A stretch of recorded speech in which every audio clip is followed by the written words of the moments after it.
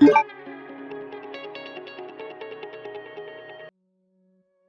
guys, Dim Gaming here, back with another Resident Evil Village breakdown video. In this video, as the title suggests, we're going to go over a massive weapon breakdown.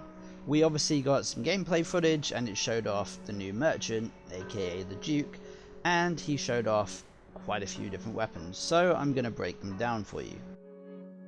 Over the years, the Resident Evil games have been known to showcase some obscure weaponry, such as the Red 9 from Resident Evil 4, which is essentially a Mauser broom handle, which is pretty obscure.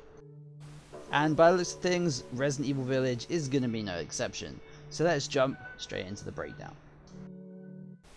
Let's start with number 1 on this screenshot here of the Duke supply menu. It looks like an M4 of some kind. If it's not an M4, it will be an AR style weapon. However, I can't confirm what one that is. So let's move on to number 2. Number 2 is actually the B&T USW. This is actually a personal defense weapon. It's based on a CZ platform pistol, however it can have a retractable stock and it has ample space to put accessories such as red dots and flashlights. This is actually the pistol or machine pistol that Chris Redfield actually shoots Mia with in the original reveal trailer.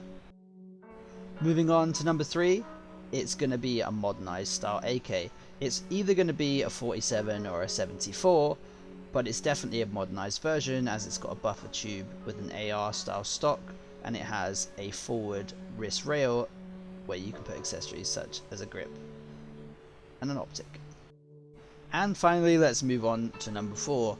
This one was a little bit harder to find. I was only going off the outline of the actual gun, and it's actually the BFR 4570 revolver. Now 4570 is quite an old cartridge. It's normally used in lever action rifles, which is going to be quite interesting as historically Resident Evil Magnums have always been either 357 or 44 Magnum caliber, so having a 4570 Magnum is going to be rather interesting.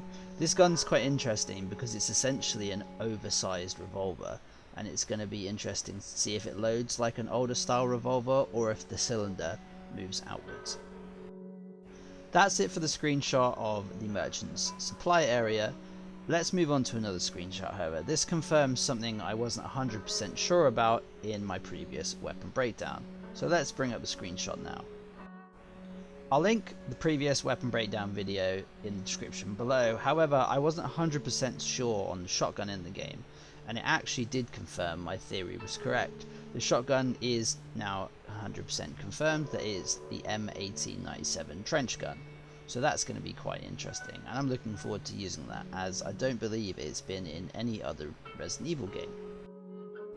This footage behind us actually coincides quite nicely to my next point. Here you can see Ethan picking up a sniper rifle.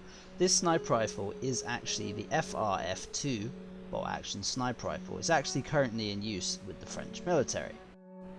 This is probably my favourite weapon from the reveal as it's a very obscure firearm and it just looks very unique, so it's going to be really fun to use it.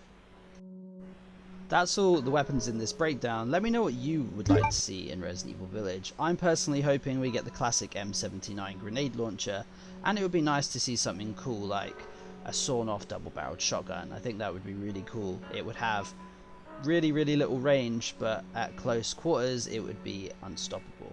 Something like that I think would fit the bill of weapons in this game. But that's it guys, it's a short video, but I just wanted to break down the weapons that we got introduced to in the Resident Evil Village gameplay trailer. As always, this is Dim Gaming, and I'll see you in the next one.